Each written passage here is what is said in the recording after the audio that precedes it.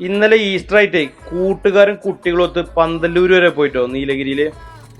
എന്താ പറയാ, ഈ നമ്മളെ ഏപ്രില് ഈ സമയമായിട്ടും അവിടുത്തെ കോടമഞ്ഞ് നോക്ക് നിങ്ങള്. കോട അടിച്ചിട്ട് മുന്നിക്ക് കാണാൻ തന്നെ പറ്റില്ല, അമ്മാതിരി കോട. എന്തോ ഒരു കോട അറിയോ. കോട മാത്രല്ല, അന്യായ തണുപ്പും. രാത്രി ഏകദേശം ഒരു 8-8:30 മണിക്കാട്ടത് സംഭവം. മനസ്സും ശരീരവും ആകെ തണുത്തു ഈ കാഴ്ച കണ്ടപ്പോ. ഒരു അത്ഭുതം തന്നെയല്ലേ രേ. നമ്മളെ നാട്ടിൽ എന്തോ ഒരു ചൂടാണ്. നമ്മളെ നാട്ടിൽ നിന്ന് ഒരു 50 കിലോമീറ്റർ മാറിക്കഴിഞ്ഞാൽ ഇതാണ് ക്ലൈമറ്റ്.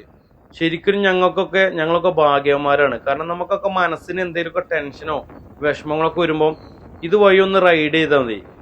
ഞങ്ങൾ കാറിലാണ് പോയത്, പക്ഷെ ബൈക്കിലാണെങ്കിൽ അടിപൊളിയായിരിക്കും. കാരണം ഈ ഒരു ക്ലൈമറ്റിൽ തണുപ്പത്ത് അവിടെ നിന്നൊരു ചായയൊക്കെ കുടിച്ചു വരുമ്പോൾ നമ്മളെ മൈൻഡൊക്കെ ഒന്ന് റീഫ്രഷ് ആവുമല്ലോ അല്ലേ.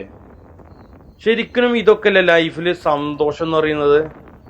നമുക്ക് ഇങ്ങനെ കിട്ടുന്ന ഈ നിമിഷങ്ങളൊക്കെ പറഞ്ഞാൽ ലൈഫിൽ ഒരിക്കലും മാറ്റി വെക്കാനും മറക്കാനും പറ്റാത്ത ഓരോ നിമിഷങ്ങളാണ് അല്ലേ. ഓരോ യാത്രകളും നമ്മൾ ഒരുപാട് മാറ്റി മറിക്കുന്നുണ്ട്. നമ്മൾ മനസ്സിലുള്ള എന്തൊക്കെ വിഷമങ്ങൾ ഉണ്ടെങ്കിലും നമ്മൾ കൂട്ടുകാരൊക്കെ ഒന്ന് പോയി ഒന്ന് കറങ്ങി അടിച്ച് വരുമ്പം നമുക്ക് നമ്മളെ സമയം കണ്ടെത്തി പോകണം.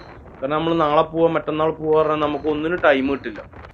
നമ്മളിങ്ങനെ പോയി വരുമ്പോൾ നമുക്ക് എന്താ പറയുക, ഒരു വല്ലാത്തൊരു അനുഭവം, ഒരുപാട് നല്ല ഓർമ്മകൾ, ആ കണ്ട കാഴ്ചകളൊക്കെ ഒരു പ്രത്യേകത തന്നെയാണ്.